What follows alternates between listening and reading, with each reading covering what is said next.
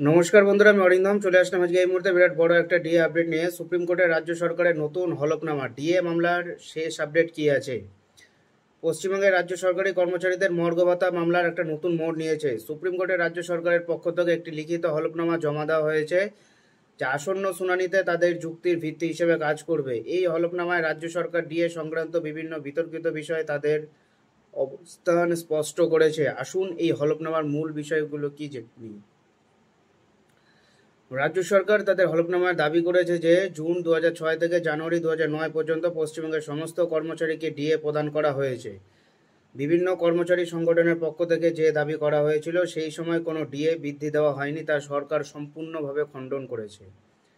সরকার June 2006 থেকে জানুয়ারি 2009 পর্যন্ত DA প্রদানের একটি বিস্তারিত তালিকা পেশ করেছে, যেখানে 50% ডিএকে ডিআরএস পেতে অন্তর্ভুক্ত করার কথা উল্লেখ করা হয়েছে। তাদের মতে এই সময়কালে ডিএ প্রদানে কোনো ফাঁক ছিল না এবং সমস্ত বকেয়া মিটিয়ে দেওয়া হয়েছে।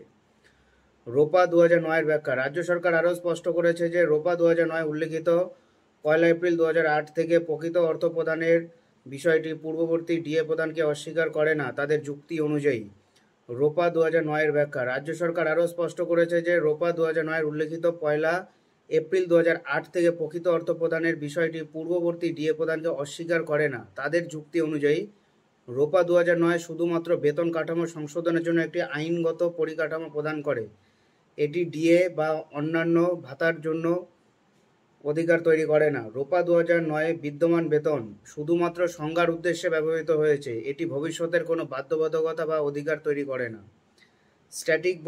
স্ট্যাটিক বনাম ডাইনামিক ডিএ, হলফনামায় একটি গুরুত্বপূর্ণ বিষয় উল্লেখ করা হয়েছে যে রোপা 2009-এর অধীনে ডিএ স্ট্যাটিক ডাইনামিক নয়। এর অর্থ হলো এই ডিএর কোনো ভবিষ্যৎ সংযোগ নেই, তবে অন্যান্য ভাতাগুলিকে ডাইনামিক হিসেবে বিবেচনা করা হয় এবং সেগুলি রাজ্যের বিবেচনার ভিত্তিতে প্রদান করা হয়। ডিএ নির্ধারণের ভিত্তি, সরকারের মতে ডিএর কোনো নির্দিষ্ট সূচক বা সূত্রের উপর ভিত্তি করে নির্ধারিত হয় না, এটি রাজ্যের আর্থিক ক্ষমতা এবং রাজস্ব নীতির উপর নির্ভর করে। ডিএ হারের সূচকের গড় শুধু উদ্ভূত নয়, ভবিষ্যতে সংশোধিত সূচকের গড়ের উপর ভিত্তি করে হবে না। রাজ্য সরকার ডিএ হারের সাথে সমতা বজায় রাখতে বাধ্য নয়, কারণ ডিএ হার উপলব্ধ তহবিল এবং আর্থিক ক্ষমতার উপর ভিত্তি করে স্থির করা হয়।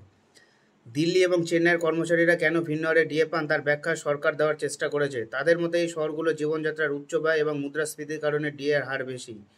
সরকার আরও স্পষ্ট করেছে যে চেন্নাই তামিলনাড়ু সরকার ডিএ হার গ্রহণ করেছে, কেন্দ্রীয় সরকারের নয়। রাজ্য সরকার এই হলফনামায় ডিএ মামলায় তাদের অবস্থানকে আরও শক্তিশালী করার একটা প্রচেষ্টা, যে এখন দেখার বিষয় সুপ্রিম কোর্ট এই যুক্তিগুলোকে কীভাবে গ্রহণ করে এবং মামলার রায় কোন দিকে গড়ায়। রাজ্য সরকারি কর্মচারীরা অধীর আগ্রহে এই মামলার চূড়ান্ত ফলাফলের জন্য অপেক্ষা করছেন এবং আগামী মঙ্গলবার পর্যন্ত। এটাই হলো আজকের আপডেট, এবং এটা পাওয়ার জন্য চ্যানেলটা সাবস্ক্রাইব করে আমাদের পাশে থাকুন। দেখা হচ্ছে পরের ভিডিওতে। ভালো থাকুন সবাই, নমস্কার, জয় হিন্দ, বন্দে মাতরম।